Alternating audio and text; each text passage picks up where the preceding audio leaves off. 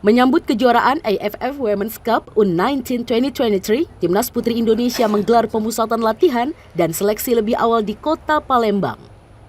Total ada 30 orang pemain yang mengikuti pemusatan latihan dan seleksi Timnas Putri U19.